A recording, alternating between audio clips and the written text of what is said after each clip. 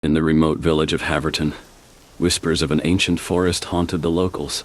They called it the Silent Forest, not because it was quiet, but because it absorbed sound. The trees grew so close together that sunlight barely broke through, and the air inside was thick and still. Locals claimed that those who entered rarely came back, and those who did returned, changed, haunted by things they refused to talk about. Edgar, an outsider to Haverton, moved to the village after inheriting his uncle's old cottage on the edge of the forest. He was a skeptic, quick to dismiss the warnings he'd heard from the townsfolk. Rumors about lost voices and wandering shadows sounded like rural superstition to him. But curiosity can be a powerful force. One damp October morning, Edgar decided to see the Silent Forest for himself. He packed a flashlight, a notebook, and a sturdy jacket, and ventured in.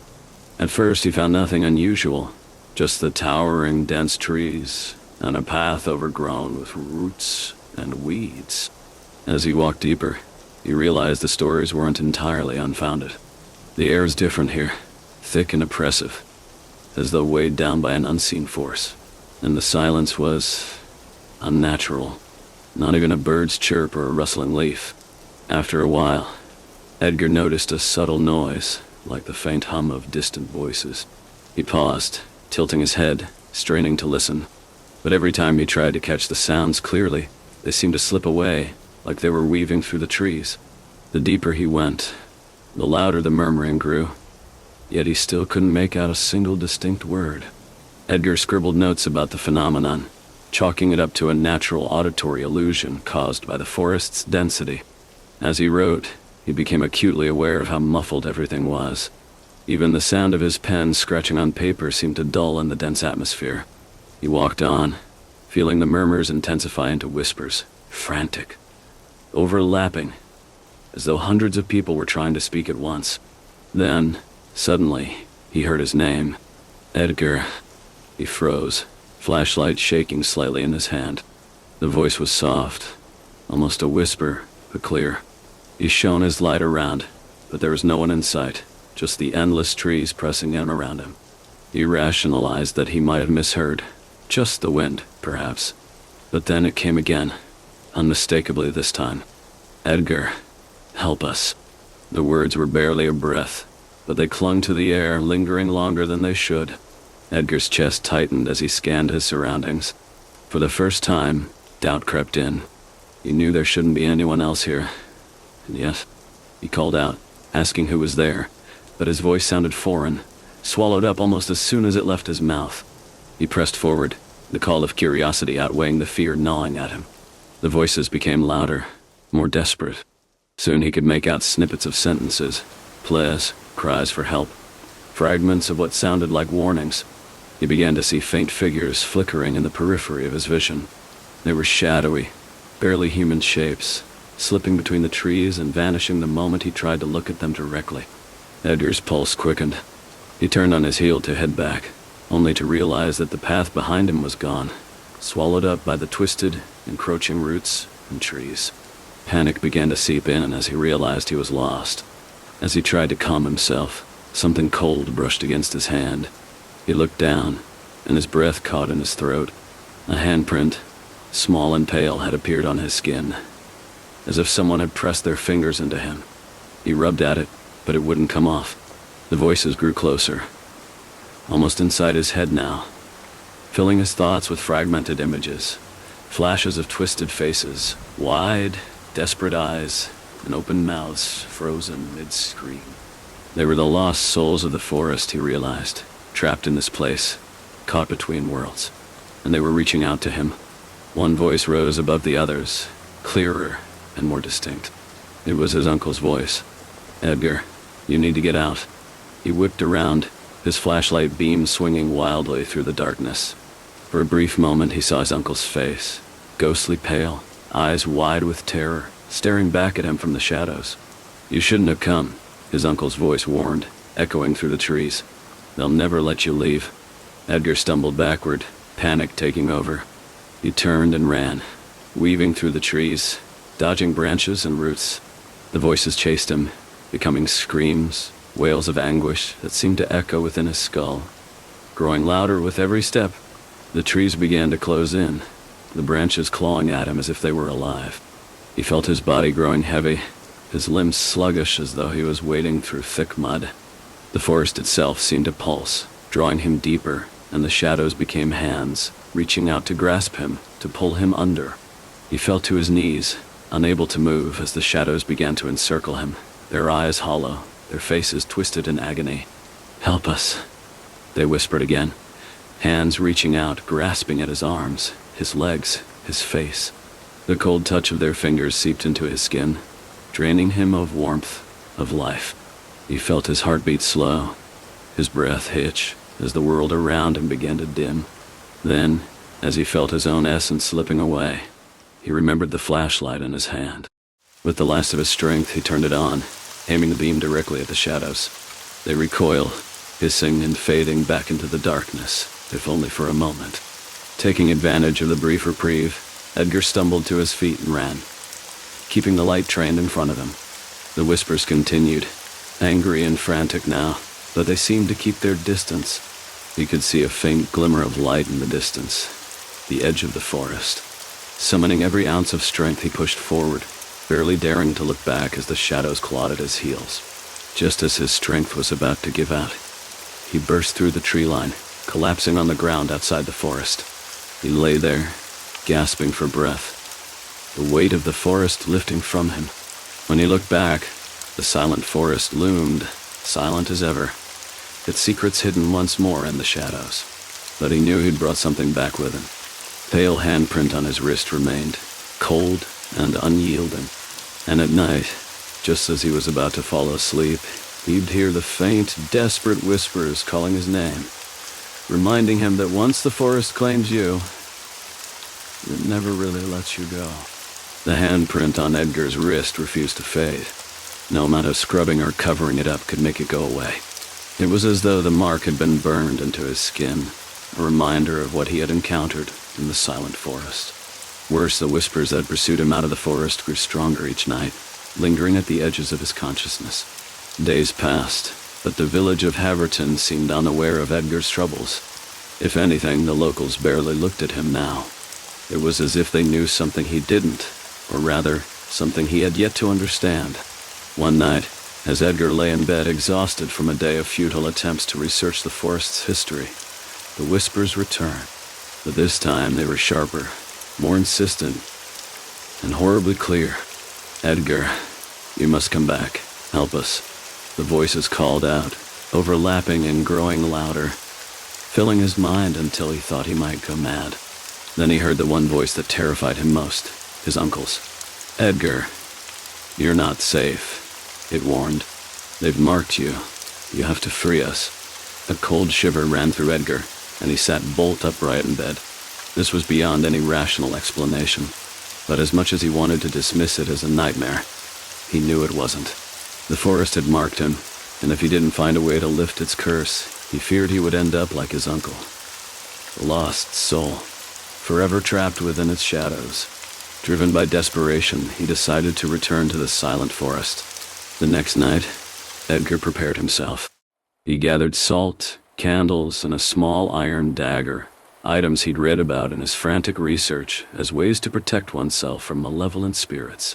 Clutching the flashlight tightly, he headed once more into the silent forest. The air was colder, thicker, and the silence hung over him like a suffocating blanket. Every step felt heavier than the last.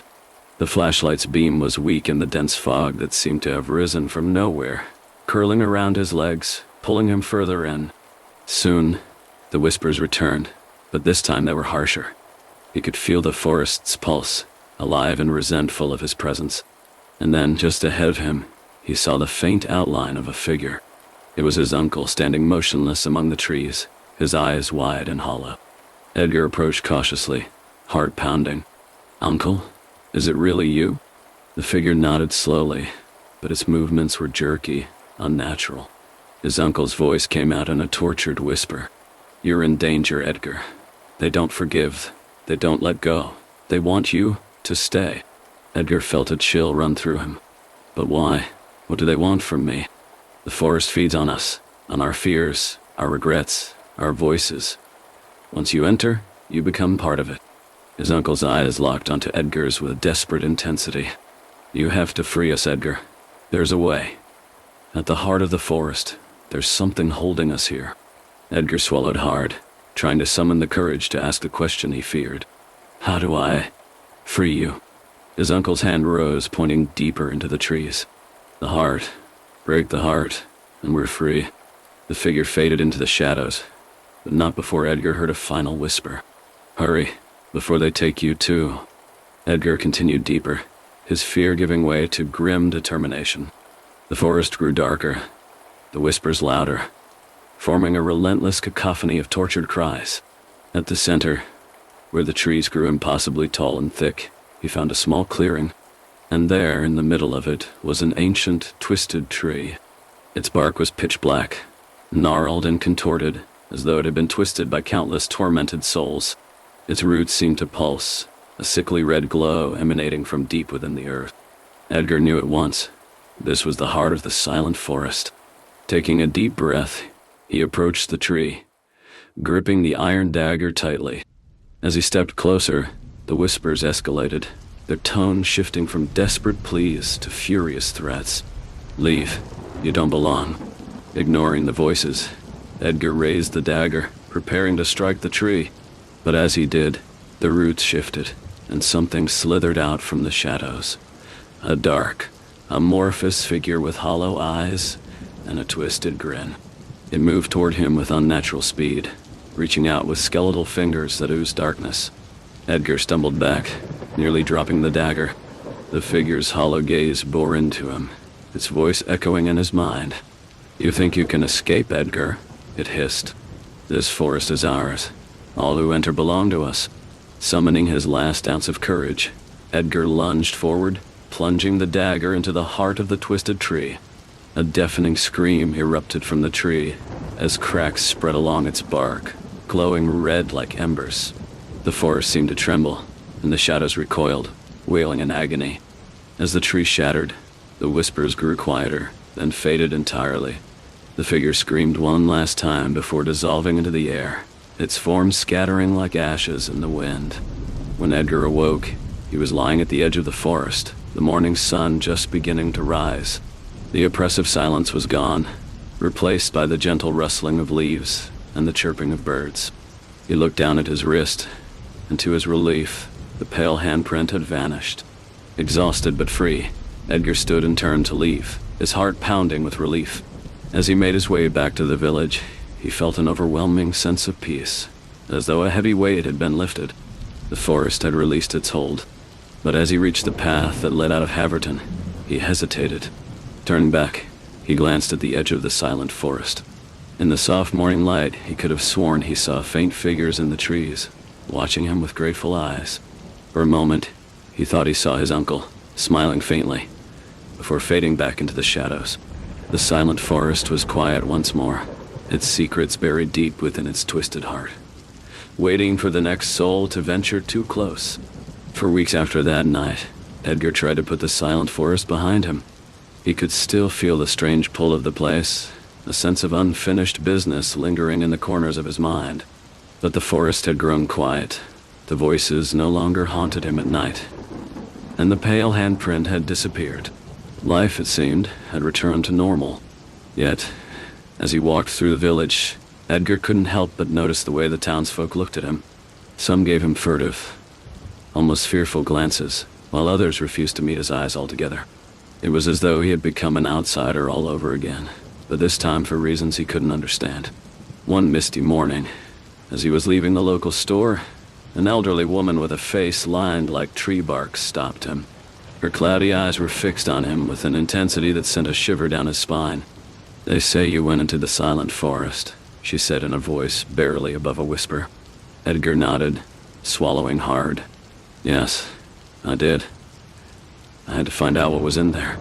The woman shook her head slowly, her gaze never leaving his face. The forest took something from you, didn't it? A piece of your soul, perhaps. He opened his mouth to deny it, to brush off her words as superstitious nonsense, but something in her tone stopped him. There was a certainty there, a knowing that reached deeper than he wanted to admit. I freed them, he replied, his voice uncertain. The spirits, they're at peace now. The woman's mouth twisted into a sad smile. Perhaps, but the forest doesn't let go that easily. It marked you, and will call you back. That night, Edgar lay in bed staring at the ceiling, her words echoing in his mind. It will call you back. He told himself it was nonsense, just the fears of an old woman steeped in folklore. But as the hours slipped by, sleep wouldn't come, and he found himself listening, straining to hear any hint of the whispers that had once plagued him. Then, just as he was about to drift off, he heard it. A faint rustling, like the sound of leaves stirring in the wind.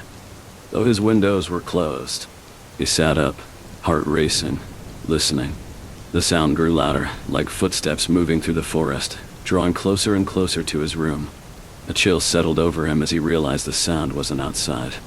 It was in his mind, crawling its way in, as though the forest had reached out and was touching his thoughts. And then he heard it, a single, low whisper. "Come back, Edgar." His blood turned to ice. He knew that voice. It was his uncle's, but distorted, twisted, as if stretched thin over something darker, something that belonged to the forest itself. Come back. Find what was left behind. Desperation clawed at him, urging him to flee, to run far from Haverton, to leave this cursed village and never return. But as he rose to his feet, he found himself moving not toward the door, but toward the window, gazing out at the shadowed line of trees in the distance. The silent forest seemed to pulse with a faint, unnatural glow, and within its depths, he thought he saw shapes moving, shadows flitting between the trees, waiting for him. He knew he couldn't ignore it any longer. Something had been left behind, something that still had a hold on him. The next morning, Edgar made his way back to the silent forest, his heart heavy with dread. He carried a lantern, a knife, and a bundle of sage he'd taken from the old woman in the village. She had pressed it into his hands, muttering something about keeping the spirits at bay. As he stepped into the forest, the familiar silence wrapped around him, oppressive and heavy. But this time, he noticed something different. A faint trail of white stones, scattered haphazardly on the ground. They hadn't been there before, of that he was certain. Compelled by a force he couldn't explain, Edgar followed the stones deeper into the forest, winding through the thick trees and over tangled roots. The forest grew darker, colder, the silence broken only by the soft crunch of his footsteps. Finally, he reached a small clearing, hidden deep within the forest's heart, and there in the center stood a circle of stones, each one marked with a single, strange symbol. Inside the circle, half buried in the earth, was a small wooden box. Edgar's pulse quickened as he stepped closer. The box seemed ancient, its wood weathered and cracked, but something about it felt familiar. A sense of dread washed over him as he knelt beside it, reaching out with a trembling hand. As his fingers touched the box, the air around him shifted, growing thick and charged with an unnatural energy. The whispers returned, louder this time. A chorus of voices overlapping and echoing, each one desperate, pleading. "Set us free." His hands shook as he lifted the box, opening it slowly. Inside was a single, yellowed piece of parchment, covered in a language he couldn't read, its symbols strange and unsettling. And beneath the parchment, there was something else. A locket, tarnished with age but unmistakable in its design. It was his uncle's. Edgar remembered seeing it around his neck when he was a child, the only piece of jewelry his uncle had ever worn. He hadn't seen it since his uncle's death. Suddenly, he understood. His uncle had been bound to the forest, and this locket, this simple, unassuming piece of metal, was the tether that kept him and countless others trapped. Taking a deep breath, Edgar lifted the locket from the box. It felt unnaturally heavy in his hand, as though it carried the weight of the forest itself. He knew what he had to do. With a fierce resolve, he placed the locket on the ground, sprinkling the sage around it in a protective circle. He struck a match and set the sage alight, watching as the flames danced and crackled, filling the air with a thick, acrid smoke. The locket began to tremble, as if resisting, and the whispers rose into a crescendo. Voices wailing in agony and relief, their cries piercing the stillness of the forest. "Thank you," he heard, one final time, his uncle's voice faint and fading. "You've freed us." As the flames consumed the locket, a wave of energy swept through the forest, rustling the trees, breaking the silence in a way that felt final. Edgar felt a strange warmth wash over him, as though the forest itself was releasing its grip, letting him go. When he emerged from the forest, the morning sun was rising, casting the trees in a soft, golden light. The oppressive weight was gone, replaced by a gentle calm. But as he looked back at the forest, he couldn't shake the feeling that it was watching him, waiting. He had freed the spirits, yes, but in doing so, he had learned one thing for certain. The silent forest was never truly empty. It was ancient, patient, and it would always be waiting for the next lost soul. Edgar tried to move on with his life, convincing himself he had severed the last ties to the silent forest. The weight was gone, the whispers had ceased, and for a while, he managed to settle into a strange kind of peace. But one night, a cold breeze swept through his room, waking him from a restless sleep. He sat up, heart pounding, sensing an unwelcome familiarity in the air. Something was wrong. When he looked out the window, he saw a faint, flickering light in the distance. It was coming from the forest. Not again, he whispered, dread pooling in his stomach. The forest was supposed to be free, the spirits released, the curse broken. But as the light in the trees danced and beckoned, Edgar felt the undeniable pull once more. Against his better judgment, he dressed quickly, grabbed a lantern, and made his way outside, drawn to the glow like a moth to a flame. The village was silent as he passed through, and not a single light flickered in any window. It was as if the entire town was holding its breath, knowing, somehow, what he was about to do. The forest was colder than before, the silence oppressive in a way that felt different this time. More intense, almost sentient. Edgar clutched his lantern tightly, watching the flickering light ahead as it guided him deeper, winding through twisted paths he didn't recognize. The path was different, but the air was unmistakable. Heavy, charged, as though the forest was alive and watching his every step. As he moved forward, he became aware of a new sound. Not the whispers he had grown accustomed to, but a low, steady heartbeat. It thrummed through the ground beneath his feet, a rhythmic pulse that seemed to resonate with his own heartbeat, quickening with every step. After what felt like hours, he came to a clearing. There, in the center, stood an ancient stone altar, its surface cracked and weathered. Around it lay scattered remnants of old ritual objects, rusted daggers, broken amulets, strange, hollowed-out candles. The flickering light, which he could now see was coming from an ethereal, ghostly flame hovering above the altar, illuminated the scene in an eerie, unearthly glow. And then he saw it, a figure standing beside the altar, barely visible in the dim light. It looked like his uncle, but twisted and spectral, a mere shadow of the man he once knew. His face was gaunt, hollow, his eyes empty but focused intently on Edgar. "Edgar," the figure whispered, his voice like dry leaves scraping against stone. "You released us. But there is another." "Another?" Edgar's voice trembled, his words echoing in the dense silence. "But I thought I freed everyone.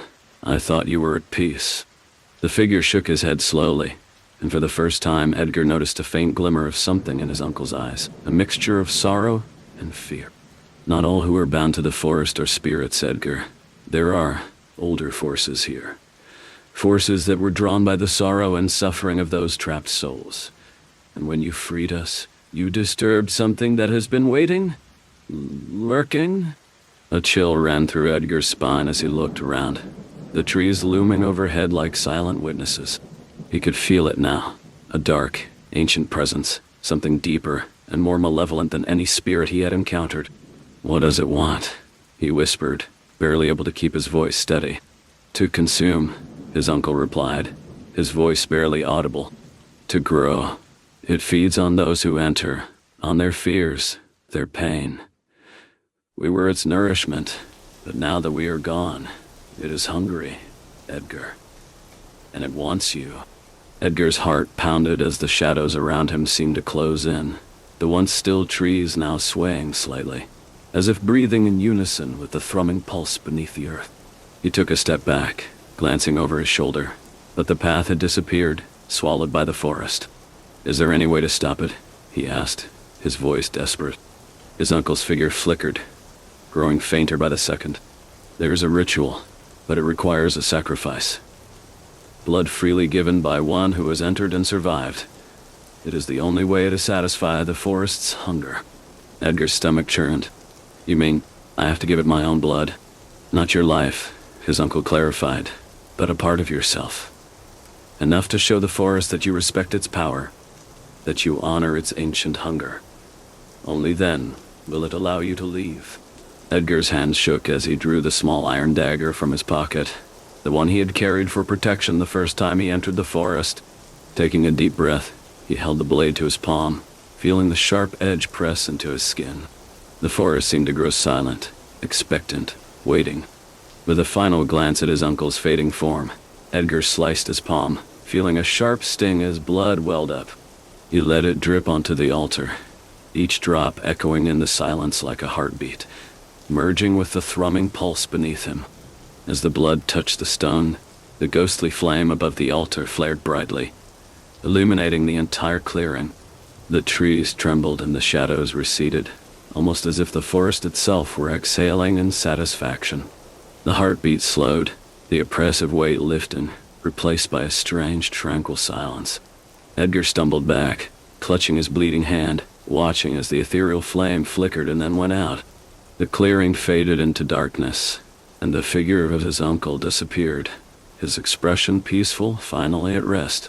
The path back to the village opened before him, the trees no longer seeming as menacing. He turned and walked away from the clearing, feeling the weight lift with each step. When Edgar reached the edge of the forest, he felt an overwhelming sense of relief. But as he looked back at the dark line of trees, he knew one thing for certain. He could never return. The forest had allowed him to leave, but only just. It had taken its due and was satisfied, for now. In the following weeks, he lived a quiet life, trying to forget the horrors of the silent forest. But sometimes, late at night, he would hear a faint rustling in the distance, a reminder that the forest was still there, ancient and hungry, waiting. The silent forest was a place of secrets, of hunger, of ancient darkness, and Edgar knew that one day it would call again, searching for the next soul brave or foolish enough to enter. Weeks turned into months, and Edgar thought he had finally put the forest behind him. He had thrown himself into his work, surrounding himself with the noise and bustle of village life, avoiding the forest and anyone who brought it up.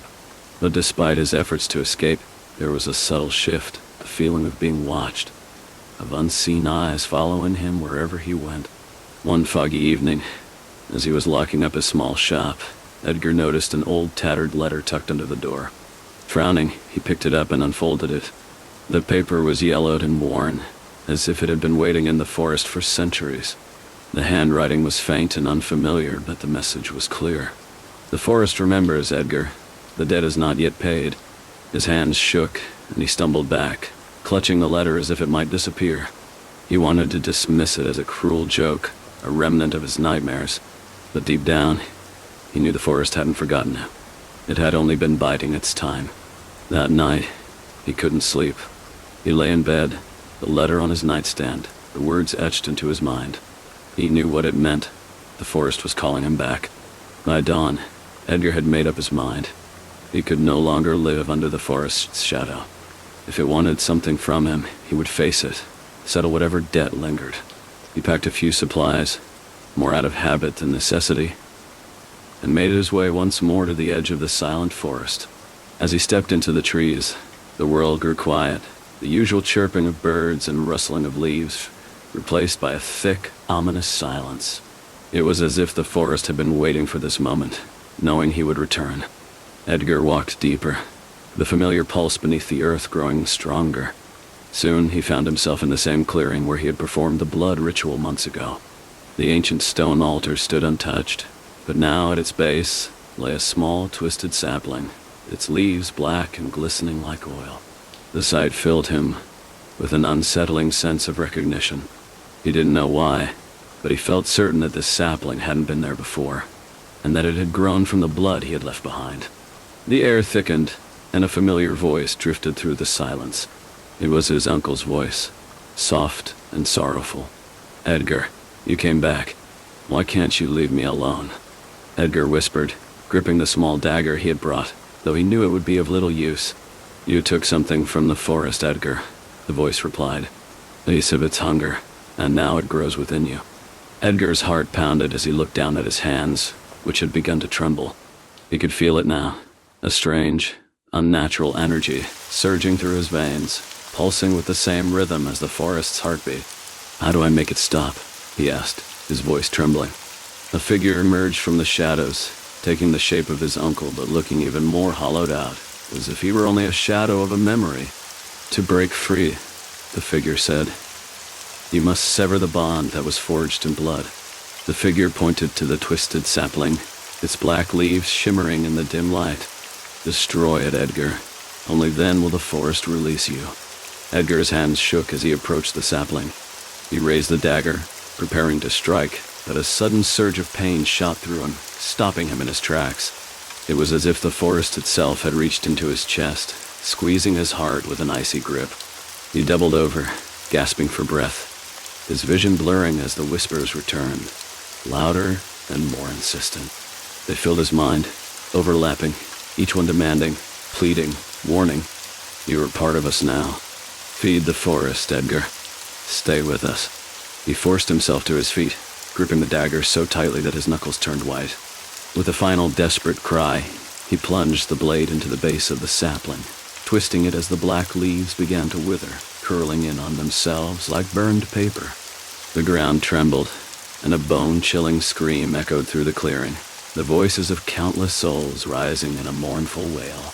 The pulse beneath the earth grew weaker, fading with each passing moment, and the oppressive weight that had clung to Edgar lifted, leaving a hollow emptiness in its wake. He stumbled back, watching as the sapling shriveled into ash, dissolving into the soil as though it had never been there. The silence that followed was profound, a vast emptiness that filled the forest, erasing the whispers and shadows. For a moment, Edgar thought he was free, but as he turned to leave, he felt a familiar chill, a soft rustling in the trees. He looked back and saw them, the spirits he had once freed, their hollow eyes watching him from the shadows, their faces twisted in sorrow and resignation. "You severed the bond, Edgar," his uncle's voice whispered, "but the forest is never satisfied. It will always be hungry." When Edgar emerged from the forest, the sun was setting, casting long shadows across the village. He knew, as he walked back to his home, that he could never truly escape. The silent forest had taken a part of him, and no matter how far he ran, it would always find him, always call him back. The villagers never spoke to him after that. They watched him from a distance, their eyes filled with a quiet fear, as though they sensed the forest's lingering hold on him. Edgar became a ghost in his own town, haunted not by the spirits of the forest, but by the knowledge that he would never be free. And as the years passed, he grew older, his once steady hands beginning to tremble, his dreams filled with the haunting whispers of the silent forest. He knew, in his heart, that one day he would return, drawn back to the place that had claimed him long ago, for the silent forest was patient, timeless.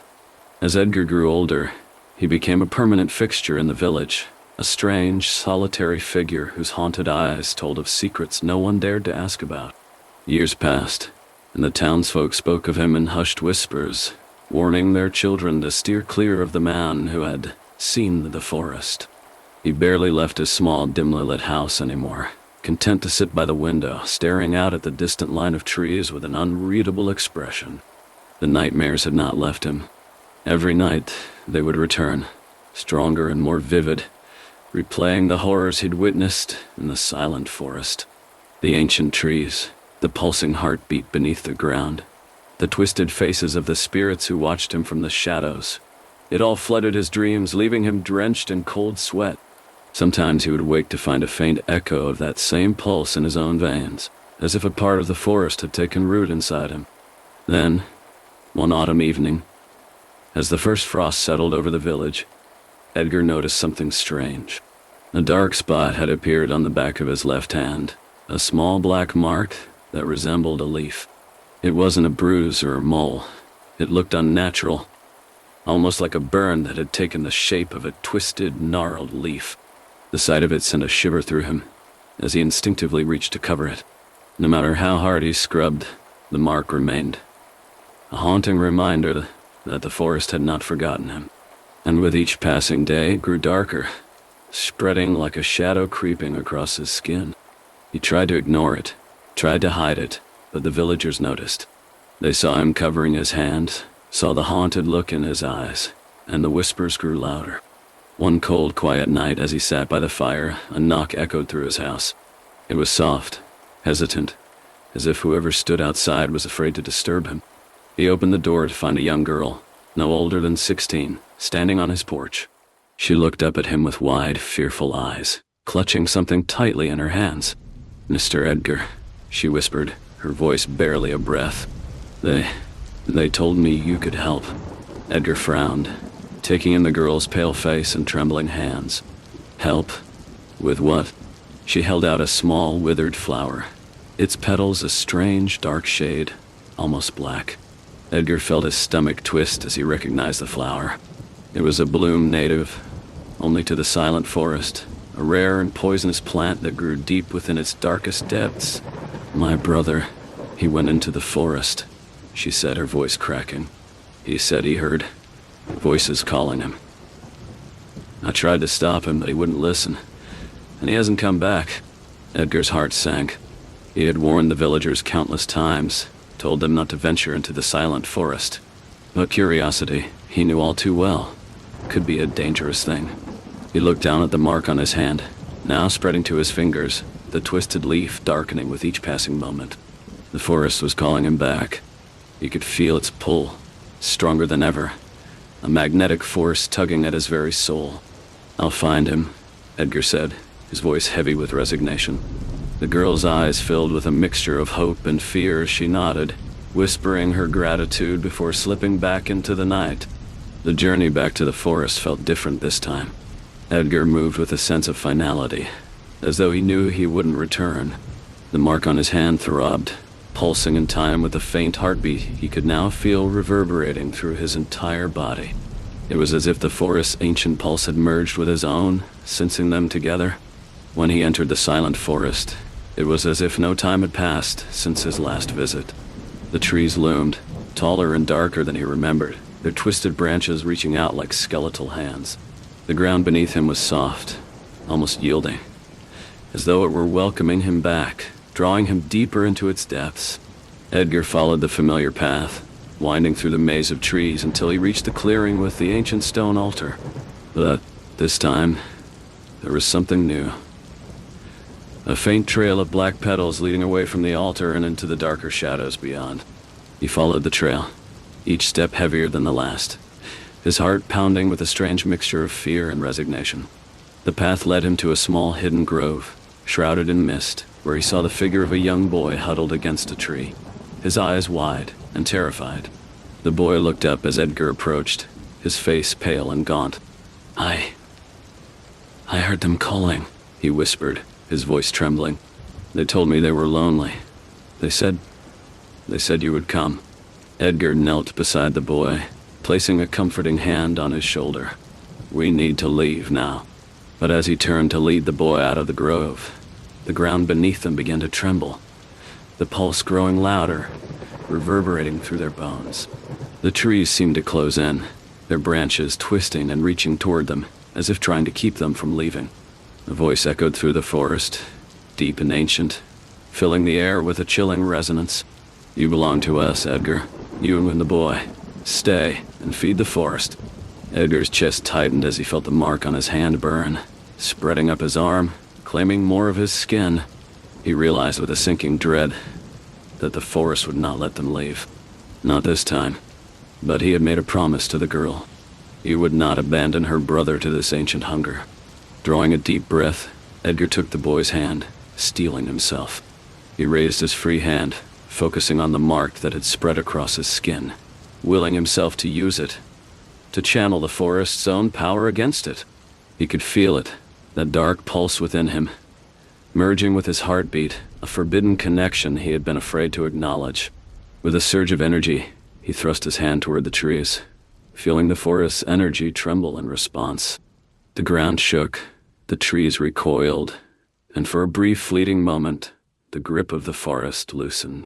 "Run," Edgar shouted, pushing the boy ahead of him as the grove began to collapse, the branches writhing and twisting in fury. They sprinted through the trees, the path opening up before them, guided by the pulsing rhythm in Edgar's chest. He could feel the forest's anger, its hunger, pulling at him, clawing at his mind. But he pushed on, his resolve unwavering.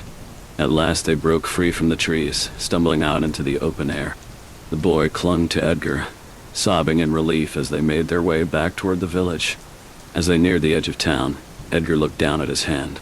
The mark had faded, leaving only a faint scar in the shape of a twisted leaf. But he knew the forest's hold on him was not truly gone. It had let him go, but only because it had taken something in return. As the villagers gathered around, relieved to see the boy returned, Edgar felt a cold weight settle in his chest. He had escaped the silent forest once again, but he knew it would not be the last time. For as long as he lived, the forest would call to him, its ancient hunger waiting to be fed. And one day, he knew, he would answer. The village celebrated Edgar's return with the boy, and though many kept their distance from him, they whispered his name with newfound reverence. The girl whose brother he'd saved came to his house, leaving small gifts on his doorstep. Loaves of bread, fresh herbs, small tokens of gratitude. Edgar watched her silently from his window, his thoughts dark and heavy, knowing the peace he'd found was only an illusion. The forest had let him go, but it hadn't released him. It was only waiting. Weeks passed, and the scar on Edgar's hand began to ache in the evenings, the faint echo of the forest's heartbeat pulsing through it. At first he ignored the feeling, but the pain grew sharper with each passing day. He tried sleeping, drinking, and even bandaging the mark. But nothing dulled the throbbing, the sense that something lay dormant within him, stirring, biding its time. One evening, as Edgar was locking up his shop, he heard a voice that sent a chill down his spine. A familiar whispering tone that seemed to come from nowhere and everywhere at once. "Edgar, the forest hungers." He froze, his heart pounding, as he realized the voice wasn't coming from outside. It was inside his mind, whispering directly to him. The connection he'd thought was broken had merely strengthened, a tether binding him to the forest's will. The voice continued, growing louder, more insistent. "We freed you, but you owe us. You carry the forest within you now." Edgar staggered back, clutching his hand, feeling the twisted scar sear with heat. Visions flashed before his eyes, dark roots winding through the village, coiling around each house, each family, like silent, slithering snakes. He could see the people he'd known all his life, sleeping peacefully in their beds, unaware of the ancient hunger beneath them, a hunger that Edgar himself had unwittingly unleashed. "No," he whispered, shaking his head. "You can't have them. I won't let you." The voice laughed, a cold, hollow sound. "You belong to us, Edgar. The village will feed the forest, or you will." He stumbled back into his house, shutting the door and locking it behind him, though he knew it would do nothing to keep the forest out. That night, he stayed awake, staring at the scar on his hand, feeling the pulse beneath his skin, knowing that the forest was waiting for him to make a choice. Days turned into weeks, and Edgar grew more withdrawn, his face hollow, his eyes shadowed. The villagers noticed, whispering that he looked haunted, that something dark clung to him. He knew they were right. He could feel it, like a weight pressing down on his soul. One night, as he sat by his fire, Edgar made a decision. He couldn't allow the forest to consume his village, to feast on the lives of those he'd grown up with, those he cared for. The silent forest had claimed him, yes, but it wouldn't take anyone else. With a sense of finality, he stood, donning his heavy coat and packing a small satchel with supplies. He slipped out of his house, walking through the sleeping village, past the darkened windows and quiet streets. As he neared the edge of the forest, he glanced back one last time, taking in the sight of the village he'd called home, knowing he might never see it again. Then he stepped into the silent forest. The trees closed in around him, the darkness deeper than he remembered, the air thick with the scent of moss and decay. The pulse beneath the earth grew stronger with each step, as if welcoming him back, guiding him to the heart of the forest. Edgar felt the familiar dread rising within him, but he pushed it down, focusing on the path ahead. He walked for hours, deeper into the forest than he had ever gone, following the whispers that tugged at his mind, drawing him forward. At last he came upon a place that felt ancient, sacred, a vast clearing filled with towering trees whose branches twisted toward the sky like grasping hands. In the center of the clearing stood an ancient stone altar, covered in strange symbols that seemed to writhe and shift in the dim light. Edgar approached the altar, feeling the weight of the forest pressing down on him, its hunger palpable, a living thing that pulsed in the air around him. He knew what he had to do. He could feel it in his bones, an instinct as old as the forest itself. He took a deep breath, reaching into his satchel and pulling out a small blade. He pressed the blade to his palm, feeling the sting as it bit into his flesh, and held his hand over the altar, letting his blood drip onto the stone. As his blood touched the altar, the forest around him came alive. The ground trembled, the trees shuddered, and a chorus of voices rose from the shadows, whispering, chanting, a dark ancient language that filled the air with a sense of dread. Edgar felt his strength waning, as though the forest were draining him, feeding on his life force. He could feel it wrapping around him, claiming him, binding him to its will. But he didn't resist. He had made his choice. He would give himself to the forest, satisfy its hunger, so that his village might be spared. The whispers grew louder, more insistent, as the forest drank deeply, absorbing his essence, his soul. Edgar's vision began to blur, his body growing weak, his heartbeat slowing to match the rhythm of the forest's pulse. In his final moments, he felt a strange sense of peace. He had sacrificed himself, given everything he had, to protect the people he loved. The forest would have him, but it would leave the village in peace. As his consciousness faded, he felt himself becoming one with the forest, his spirit merging with the ancient trees, the roots, the earth. He was no longer Edgar. He was part of something vast and timeless, a guardian spirit bound to the silent forest. And in the village, the people slept peacefully, unaware of the sacrifice that had been made on their behalf, the ancient hunger that had been sated by one man's selfless act. But in the forest, on dark, moonless nights, those who ventured too close could still hear a faint whisper on the wind, a voice that had once been human, now bound to the trees. The forest remembers, it would say, and it will wait until it hungers again. Edgar's sacrifice should have marked the end of the village's haunted encounters with the silent forest. For years, there was peace. The trees seemed less oppressive, and no more children claimed to hear whispering voices from the woods. The village slowly forgot the mysterious figure of Edgar, reducing his story to a tale of an eccentric man who had simply disappeared, becoming one of the town's many fireside legends. But the forest had a long memory, and while its hunger had been sated for a time, the roots of its darkness continued to reach deeper, biding their time. It was on the anniversary of Edgar's disappearance that something shifted. A thick fog rolled in from the forest, blanketing the village in an unnatural chill. That night, a young boy named Samuel woke up from a dream, drenched in sweat, his mind filled with strange, half-formed images. In his dream, he had seen a figure standing at the edge of the forest, watching him through a thick mist. The figure's eyes glowed faintly, like embers, and in his hand, he held a dark, twisted branch shaped like a skeletal hand. Samuel sat up, shivering. He couldn't shake the feeling that the figure had been trying to speak to him, though the words were lost in the haze of sleep. The next morning, Samuel told his parents about the dream, expecting them to dismiss it as a child's imagination. But his mother paled, her hand flying to her mouth, while his father exchanged a dark look with her. They didn't tell Samuel, but they both recognized the description. The man Samuel had seen matched Edgar's appearance the night he had last been seen, disappearing into the forest on a moonless night. The whispers began slowly, creeping into the village like the fog. People reported strange sounds in the night, rustling in the trees even when the wind was still. Some claimed to hear faint voices calling their names from the edge of the forest.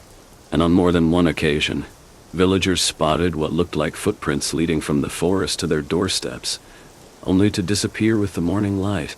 Samuel, more than anyone, felt the pull of the forest. He could feel its eyes on him, watching, waiting, as if calling him towards something.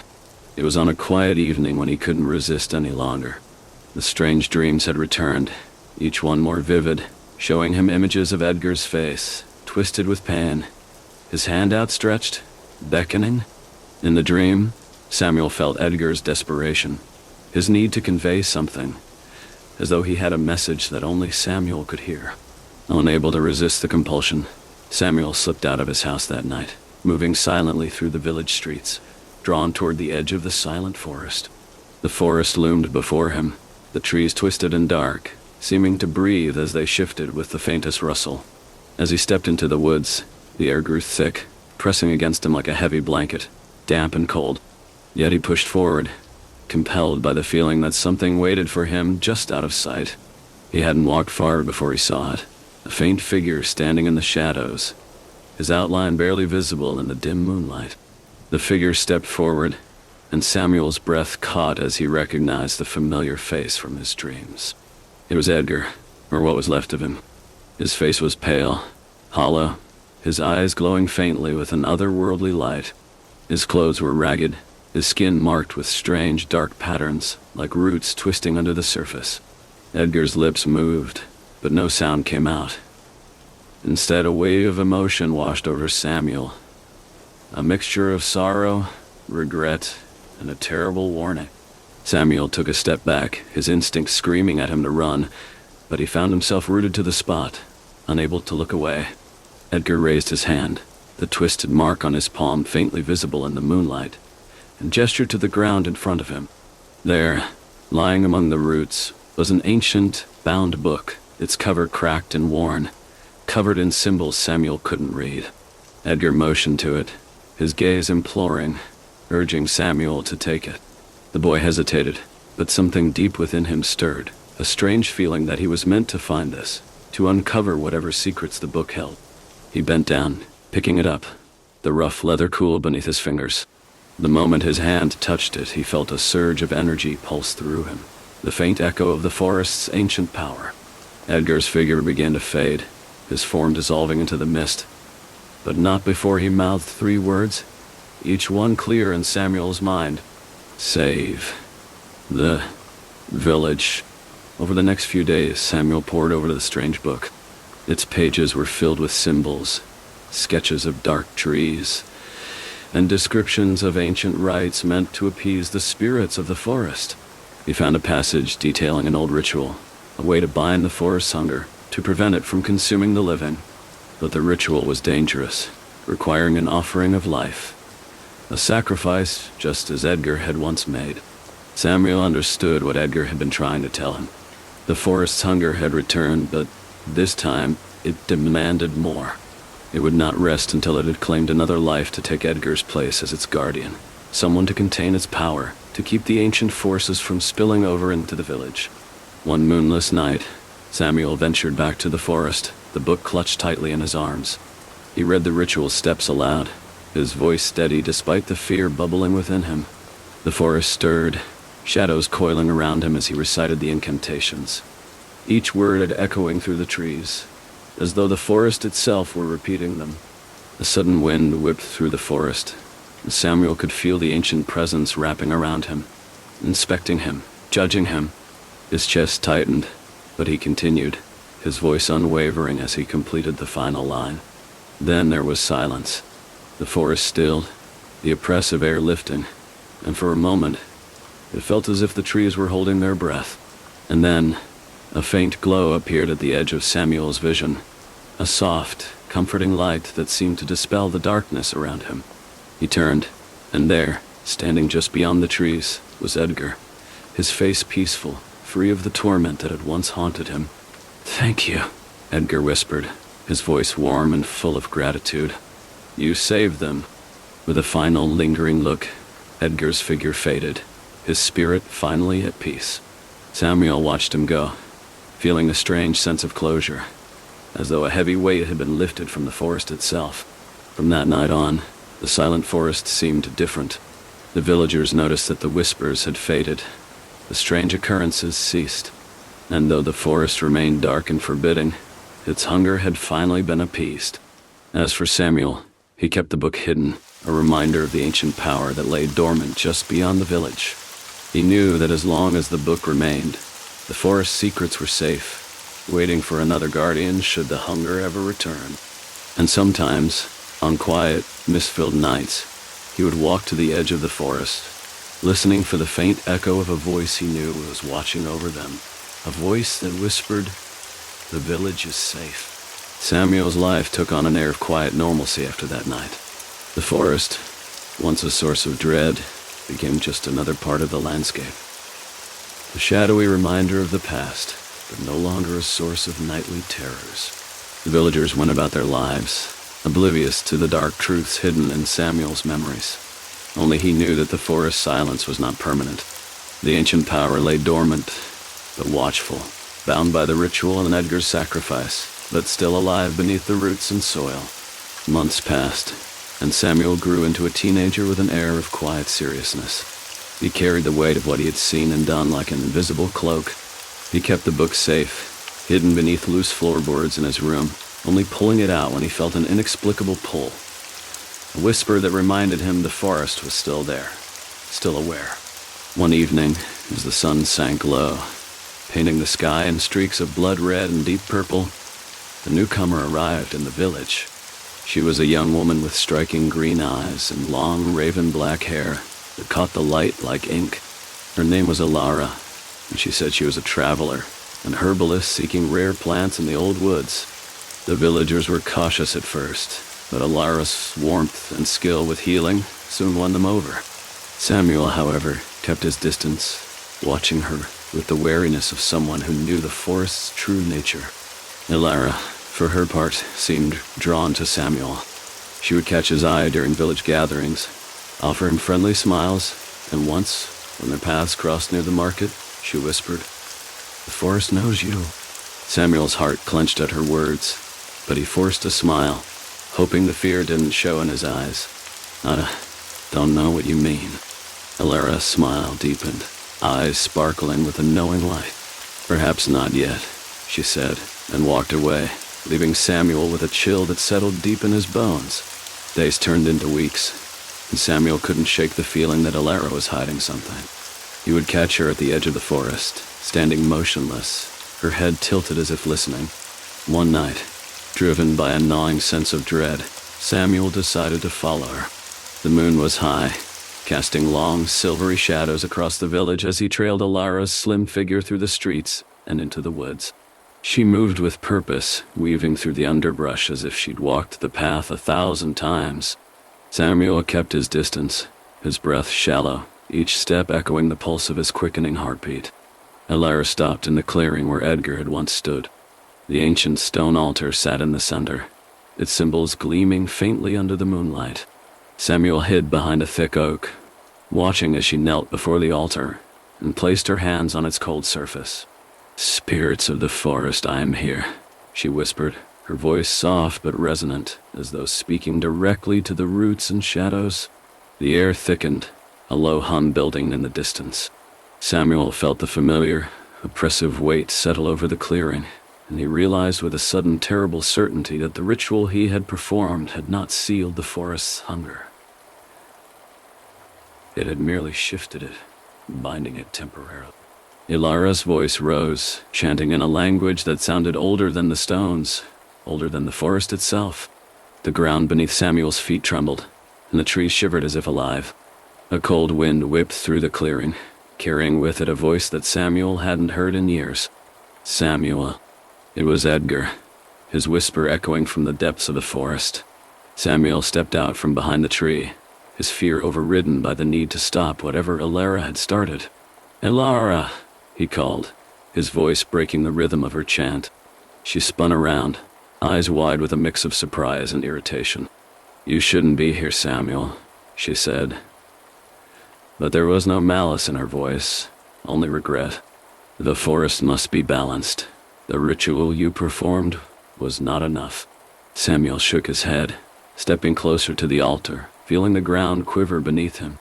It took Edgar. It was supposed to end with him. Ilara's eyes softened, and for a moment, Samuel saw not an enigmatic traveler, but a girl who understood the weight of sacrifice. Edgar was the beginning. The forest doesn't just hunger, it evolves, and now it needs a guardian. Samuel's blood ran cold. A guardian, No, it can't. Before he could finish, the wind howled, and the shadows around the altar deepened, forming shapes that writhed and twisted. One shape broke away, solidifying into the spectral figure of Edgar, his face both familiar and alien, eyes filled with the same ancient light. "Samuel," Edgar said, his voice no longer a whisper but a command. "It's your turn." Alara reached out, touching Samuel's arm gently. It must be someone who understands the forest, who's connected to its spirit. The village will never be safe without a guardian to hold back its hunger. Samuel stared at Edgar, the reality sinking in like a stone. He saw the sacrifice Edgar had made, not just as an offering, but as an eternal watch. The forest demanded balance, and would always need someone to guard its dark heart. With a nod, Samuel stepped forward, the echoes of the past mingling with the future he could not escape. The forest closed around them, its whispers shifting from hunger to something almost like a song, as Samuel took his place beside Edgar, the new guardian bound to the silent forest. The weight of the forest pressed down on Samuel's chest as he stepped forward, Alara's hand slipping away from his arm as if releasing him to a fate they both knew was inevitable. The spectral form of Edgar watched him, eyes glowing with the strange ancient light that now seemed almost welcoming, as if inviting Samuel into a world beyond the understanding of any mortal soul. Samuel felt the pulse of the forest in his veins, resonating with the beat of his heart. It was a call and response, an ancient song woven into the very essence of the woods, and now into him. He looked at Edgar, a man once lost to legend, and felt a new kind of resolve settle within him. If this was his destiny, he would face it not with fear, but with the same courage that had carried him into the forest before.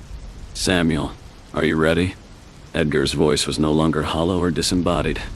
It was full, commanding, the voice of a guardian who had served his time and knew the cost. Samuel nodded, though his throat tightened with unshed tears.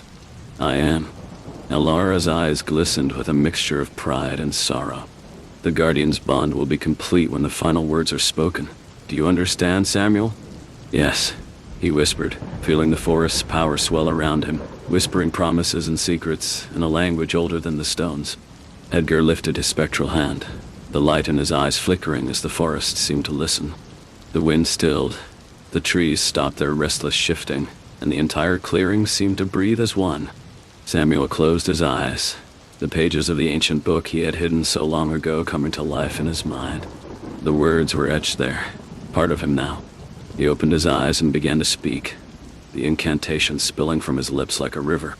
"Roots and shadows, spirits of the deep, bind my life to your secrets to keep. Guardians past and guardians anew, this sacrifice I give for the balance true." A chill ran through the air as the last word faded, and the forest seemed to sigh, a sound that resonated deep within the earth.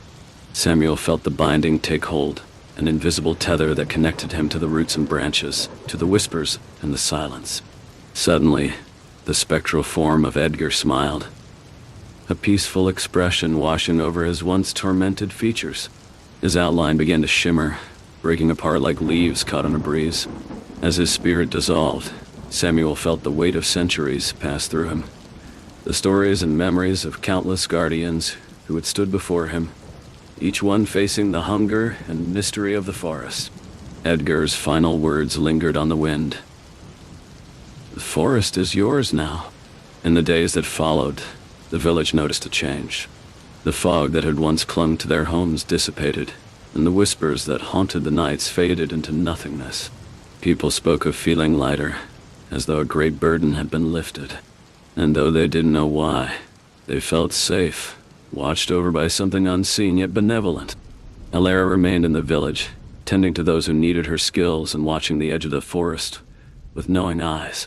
She became a fixture, a guardian in her own right, keeping the balance between the people and the ancient power that surrounded them. As for Samuel, his presence in the forest became legend. Villagers whispered about the boy who had taken Edgar's place, the one who walked among the trees as though they were an extension of himself. Some claimed to see him at dusk, standing just inside the tree line, his eyes glowing faintly with the same light that once marked Edgar. Samuel had become more than just a guardian. He was part of the forest, bound to its spirit, its hunger, and its watchful peace. And though he missed the warmth of the village, the laughter of friends, and the comfort of a world untouched by ancient curses, he knew that he was where he needed to be. The forest, once feared and misunderstood, now held a different kind of mystery. One that spoke of protection, sacrifice, and an eternal bond forged between a boy and the whispers that called him home. And on moonless nights, when the village gathered around their fires, and the stories were told of Edgar, Samuel, and the silent forest, the wind would carry a soft, familiar echo, as if the woods themselves were speaking. The guardian watches, and the forest remembers. Samuel's senses sharpened as the days stretched into months, and he became something more than just a boy who had faced the forest. He was its eyes and ears, its silent protector. The bond with the forest made him aware of every rustling leaf, every subtle shift in the wind. The roots and trees whispered to him in their secret language, not just in warning or hunger, but in conversation. He felt their memories, their fears, and their power coursing through him. The villagers, while never seeing him up close, came to accept his presence. They would leave small offerings at the forest's edge, bundles of herbs, carved wooden figures, and fresh fruit, gestures of respect for the guardian who watched over them. Samuel would feel a warmth bloom in his chest each time he sensed these offerings. They were signs that he was not forgotten, that his sacrifice was seen. Elara was the only one who dared to come closer than the tree line. She would stand where the sunlight met the shadows, speaking softly to the woods as if speaking directly to him. She brought news of the village, tales of new births, harvest celebrations, and the stories the elders told by the fire. Samuel never responded, but he knew she felt his presence, a reassuring heartbeat in the dense silence of the trees. One evening, as the light of the setting sun painted the sky in hues of gold and violet, Samuel felt an unfamiliar tension ripple through the forest. It was different from the usual restlessness of wildlife or the deep sighs of the roots. This was a warning, a shiver that started at the core of the woods and spread outward. He focused, listening to the subtle murmurs that reached him, piecing together the story the forest was trying to tell. Strangers. Two figures had entered from the northern path, their intentions hidden behind the thud of their boots and the metallic scent of steel. Samuel moved quickly, his steps silent as he passed through the dense underbrush, his body now part of the forest's camouflage. When he reached the edge of the clearing where the strangers stood, he hid among the shadows, watching. The two figures were clad in dark cloaks, their hoods pulled low over their faces. One was tall, with a gaunt frame and a wary posture. The other shorter, broader, with hands that twitched nervously as he scanned the trees. Between them, a crude lantern cast a dim glow that flickered like a heartbeat. "Are you sure this is the place?" the shorter one whispered, glancing around. His voice trembled with an edge of fear. "It's the only place it could be," the taller one replied, his voice low and steady. "The stories are clear. This forest guards secrets older than any kingdom, and if we're to find the relic, this is where it will be." Samuel's heart tightened. A relic? He felt the forest pulse with the same unease. Whatever the men were looking for, it was not meant to be disturbed. He stepped closer, the forest aiding his movements as branches shifted to cover his path. The shorter man jumped as a sudden wind rustled through the trees, casting their shadows in wild, dancing patterns. "I don't like this," he muttered, his hand reaching instinctively to the hilt of a knife at his waist. The taller man shot him a glare. "Keep your nerve. It's just a forest." Samuel felt anger stir within him at the dismissal.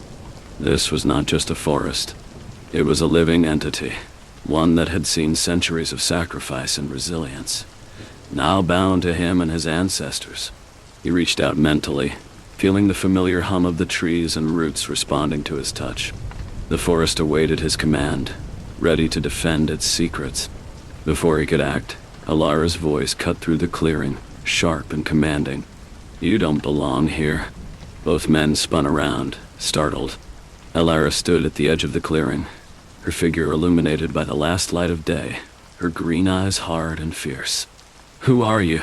the taller man demanded, his voice losing some of its confidence.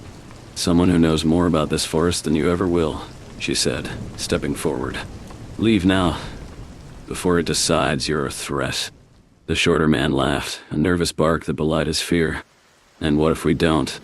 The forest answered. A low rumble vibrated through the ground as the roots began to shift, twisting and breaking the surface like dark, knotted snakes. The men staggered back, eyes wide as the trees around them seemed to lean in, their branches stretching, claw-like, toward the intruders.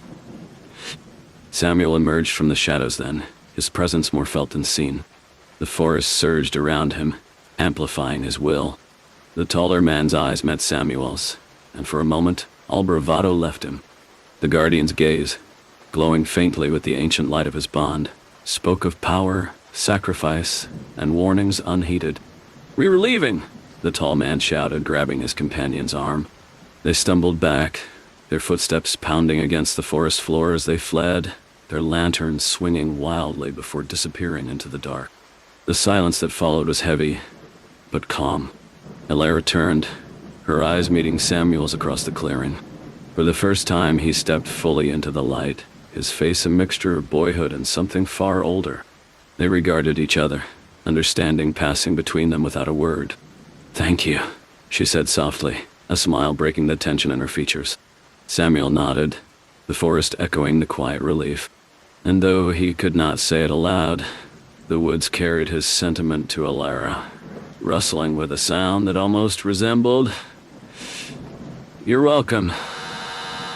As night fell, the forest returned to its watchful silence, a guardian and his ally standing vigil, knowing that peace would always need to be defended, no matter how deep the roots of the past ran. The night settled around them, thick and absolute. The glow of the village fires in the distance was barely visible through the tangled canopy. Samuel and Elara stood in the clearing, the tension slowly melting into an uneasy peace. The forest, too, seemed to breathe out a long-held sigh, the shifting branches easing into stillness. Elara moved first, stepping closer to Samuel, her face searching his for any trace of the boy she had known before he became the guardian. But the forest had marked him. His eyes now carried an ageless depth, reflecting the spirits of countless guardians before him. "Samuel," she said, her voice soft as the wind that moved through the leaves. "I feared this day would come. Others will come seeking the forest's power. Tonight was just the beginning." Samuel nodded slowly, understanding dawning in him like a distant sunrise. The strangers were not the first, nor would they be the last. The stories of the forest, once whispered warnings, had begun to spread, carried by traders, bards, and wanderers to places far beyond the village. The ancient power it held, now entwined with Samuel's very being, would draw those who sought to harness it for themselves. "I know," he finally spoke, his voice low and steady, tinged with a maturity far beyond his years. "And we must be ready." Elara's expression turned resolute. "You don't have to face them alone. There are others who would protect this place and what it stands for." Samuel's gaze shifted past her to the shadowy expanse, the ancient trees standing like silent sentinels. He felt the forest listen, its awareness sharp and unfaltering. It was a power too great for any one guardian, yet Samuel's bond with it gave him hope that balance could be maintained. "I don't think I'm truly alone," he said, a faint smile touching his lips as the woods seemed to hum in agreement. In the days that followed, the village whispered of what Elara had done, how she had confronted the intruders at the forest's edge. Her bravery only deepened the mystery surrounding her, adding another layer to the tale of the guardian and his ally. The villagers' offerings at the tree line grew more frequent, tokens of their belief in the unseen protector who watched over them. Samuel began to weave paths through the forest that connected sacred points of power, places he could feel thrumming beneath his feet, charged with the force of the earth. He knew he had to strengthen these points, making the forest's defenses impenetrable. Elara joined him in these efforts, bringing herbs, speaking incantations, and mapping out ways to channel protective energy between them. One evening, while placing warding stones in a crescent around an ancient gnarled oak, Samuel paused, sensing something unusual.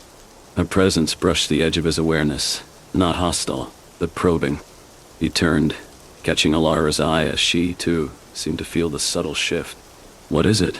she asked, her voice barely above a whisper. Samuel closed his eyes, focusing inward. It felt like a voice, distant and fragmented, reaching out not from the forest, but from beyond. Images flashed in his mind, a tower crumbling under the weight of vines, an iron cage shattered open, and a name whispered like a warning. Adalric. Samuel's eyes snapped open, his breath catching in his chest. The name felt familiar, as if spoken in stories before the Guardians, a tale that had long been buried under roots and time. Alara's face paled at the mention. You know it, Samuel said, not needing to ask. It's a name from the old legends, Alara confirmed, her voice trembling slightly. A warlock who sought to control the natural world, to bend the will of forests and mountains to his power. He was defeated, sealed away, but never truly destroyed. A silence fell over them, the forest seeming to hold its breath as if it too remembered. Samuel's mind raced. If Adalric's presence was rising, it would explain why strangers had begun to venture into the forest. They weren't just searching for power. They were searching for him, to unearth his dark influence. We need to prepare, Samuel said, determination hardening in his eyes. If he comes, the forest and I will face him. But we'll need more than just strength. We'll need the village's trust and unity. Alara nodded, the fear in her eyes giving way to a fierce light. Then we have no time to waste. The wind shifted, carrying with it the scent of damp earth and pine. The forest whispered around them, its voice no longer a song of peace, but of resolve. An ancient promise that no matter how deep the roots of evil ran, the Guardians would stand, bound by the silence of the trees and the whispers of old magic. As night fell once more, Samuel stood among the towering oaks and listened to the steady beat of the forest's heart, echoing his own. The forest rustled with a newfound urgency as Samuel and Alara stood in the clearing, the light of their lantern flickering like a restless spirit. The name Adalric hung in the air between them, ancient and heavy, awakening echoes in the woods that even Samuel had never felt before. Samuel's connection with the forest sharpened as he reached out, probing for more. He felt the forest respond, an uneasy stirring in the roots and an electric hum in the leaves. The memory of the warlock was buried deep, yet the forest's very soil trembled with the resonance of his name. Alara stepped closer, her eyes searching Samuel's for direction. What do you sense? Fear, Samuel whispered. The forest remembers him, but not just as an invader. It's more, something deeper. A betrayal. Alara's brow furrowed. Then we need to understand why he's returning and what he seeks. As they spoke, a sudden chill rolled through the clearing, cutting through the summer warmth. The trees around them groaned, their branches swaying as if caught in a storm that only they could feel. Samuel felt a prickle run down his spine. It was as though the very essence of the forest shifted, revealing a hidden layer. He turned, eyes narrowing as he saw the faintest glow emerge from the distance. It wasn't firelight, nor the soft luminescence of moonlit fog. This was colder, an unnatural light that pulsed in time with the pounding of his heart. He and Alara exchanged a look of alarm before moving toward the source. They moved swiftly but cautiously, weaving through gnarled roots and ancient trunks. The glow brightened as they approached, casting long skeletal shadows on the forest floor. Finally, they reached a hollow in the trees, a place Samuel had never seen before. At the center was a stone altar, half buried in moss and cracked with age. Its surface was etched with runes that hummed with an eerie blue light. Alara gasped softly. The altar of binding, she murmured. It was said to be the center of Adalric's power, where he tried to merge his essence with the heart of the forest. Before Samuel could respond, a voice smooth and dark seemed to seep from the very cracks in the stone. So a guardian has come, it said, each word a knife of cold seeping into their bones. Samuel tensed, every muscle in his body ready for the fight. He scanned the shadows, searching for the source of the voice, but it was everywhere, and nowhere at once. You think you can protect what was always meant to be mine? The voice echoed with bitterness, wrapping around Samuel's chest like a vice. I don't know who you are, Samuel said, his voice steady despite the fear that coiled in his stomach. But this forest is under my protection. Leave now, and I will not pursue you. A hollow laugh resonated through the clearing, making the trees shiver. Bold words from a boy playing guardian, the voice said. But you will learn, as the others did, that the forest's power cannot be held. It must be claimed. Suddenly, the blue light flared, blinding them momentarily. When Samuel's vision cleared, a figure stood before the altar, draped in robes that seemed to drink in the darkness. The warlock's face was shrouded, but his eyes glowed with a piercing, unnatural light. Adalric, Dot. Alara stepped back, her breath catching in her throat. The warlock raised a hand, and a shockwave erupted from his palm, sending Samuel and Alara sprawling. The ground beneath them cracked, roots lashing out as if in protest, but Adalric merely smiled, his teeth sharp and inhuman. Samuel forced himself to his feet, every nerve screaming as he drew on the forest's strength. The trees around him shifted, their branches lowering protectively. He could feel their will coursing through him, a fierce ancient forest that had defended this place long before his time. Adalric tilted his head, curiosity replacing a smile. Ah, so you have the bond. Let's see how deep it runs. With a flick of his wrist, the warlock summoned a twisting black vine that shot forward, aiming for Samuel's chest. Samuel raised his hand, channeling the forest's energy through him. The vine halted, shaking and writhing before retreating back into the earth. You're stronger than the last, Adalric said, eyes narrowing. This will be interesting. Samuel stood firm, the forest's whispers filling his ears. He reached back with his mind, calling to the power points he and Alara had reinforced. A pulse of light traveled through the roots beneath them, glowing in a circle around Adalric. The warlock's eyes widened as the light began to rise, forming a cage of shimmering energy. This ends here, Samuel said, determination hardening his voice. The forest surged with him, its will aligned, pushing back against the dark force that had come to claim it. Adalric snarled, the glow in his eyes intensifying as he pushed against the cage. But it held. For the first time, Samuel saw doubt flicker in the warlock's expression. The ancient forest, bound now to its guardian, had not forgotten how to fight, and neither had he. Adalric's eyes burned with fury as the cage of light closed around him, the pulsing energy pushing him back. He clawed at the barrier, but each strike sent tendrils of light snaking up his arms, burning into his shadowy form. The warlock's confidence wavered, replaced by a raw, visceral rage. Samuel could feel the strain of the forest's power coursing through him, tethering him to the very roots beneath his feet. It was an ancient connection that demanded every ounce of his will to maintain. Beside him, Alara clutched her pendant, its faint glow joining the chorus of energy in the clearing. Adalric's voice cut through the air, a dark, guttural snarl. You think you can trap me, boy? This forest's power belongs to me. I am bound to it in ways you cannot comprehend. The warlock thrust his arms forward, and the ground beneath the altar split open, sending shockwaves through the clearing. Samuel staggered but held his ground, the light around Adalric flickering as the warlock's power lashed against it. Samuel, focus, Alara shouted, stepping closer and placing her hand on his shoulder. Her touch was grounding, pulling him back from the brink of exhaustion. The forest trusts you. Let it guide you. Samuel closed his eyes, drawing a deep breath that filled his lungs with the scent of moss and pine. The forest's heartbeat resonated with his own, each thrum echoing through his veins. He reached deeper, feeling the ancient memories embedded in the soil, the stories of guardians who had come before him, of sacrifices made, and victories won. The light around Adalric surged, responding to Samuel's newfound resolve. The warlock's eyes narrowed as he sensed the shift, the balance of power tipping against him.